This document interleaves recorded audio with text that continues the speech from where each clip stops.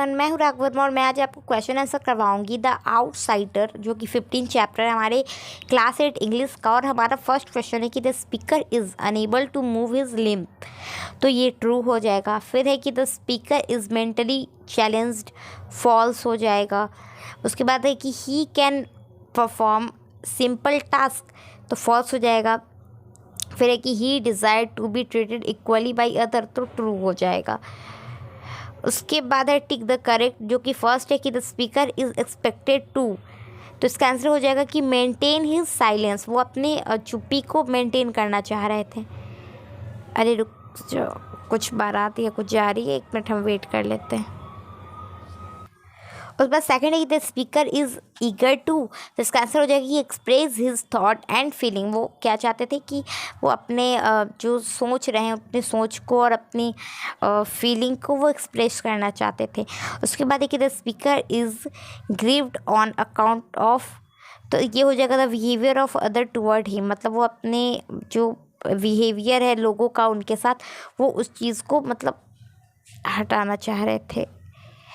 उसके बाद है कि question answer what kind of life does the speaker lead, तो the speaker lead of the life of handicap person, वो एक शारीरिक रूप से अक्षम व्यक्ति थे और वो उसी रोल को लीड कर रहे हैं इस कैरेक्टर में, इस चैप्टर में।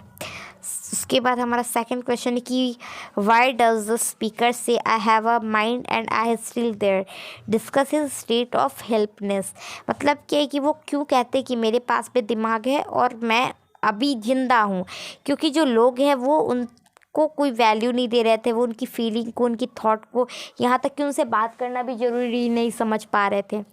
तो यही बात है, वो ये लाइन उनको बहुत ही ज़्यादा होपलेस और हेल्पलेस दिखाती है, लाचार दिखाती है।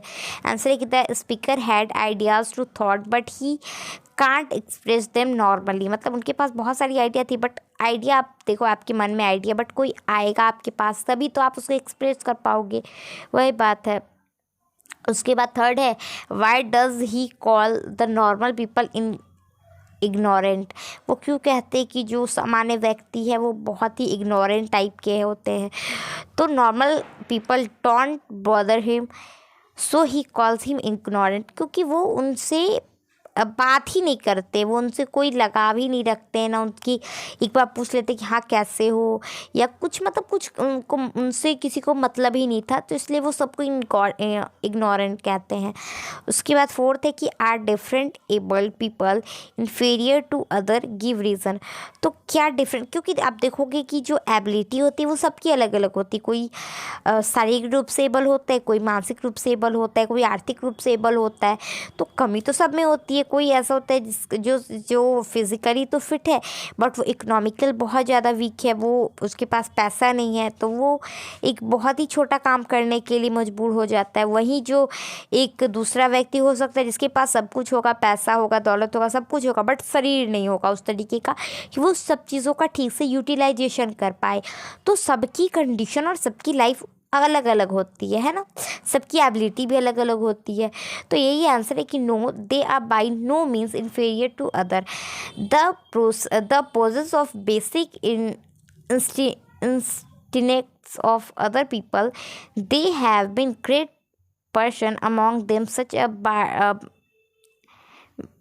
Braille, Helen Keller, Surdas, Sudha Chandran ETC, मतलब देखोगे इनको जो डिफरेंट एबल्ड पीपल होते हैं जिसको हम लोग नॉर्मली डिसेबल कहते हैं या फिर दिव्यांग कहते हैं, तो ये ऐसा नहीं है कि ये सब लोग ही बिल्कुल मतलब नालायक ही होते हैं, ऐसा बिल्कुल नहीं होता है। वो हम बाकी जो नॉर्मल पीपल होते हैं उनको, उनके मुकाबले तो इनके पास ब्रेन ज़्यादा ही होता है। आप देखोगे बहुत सारे जो स्टीफन हॉकिंस है, यहाँ पे मैंने लिखना शायद छोड़ दिया, स्टीफन हॉकिंस थे, उनकी बस दिमाग चलती थी, 2 उंगली चलती थी, उसके बावजूद भी वो इतने बड़े क्या है कि वैज्ञानिक थे।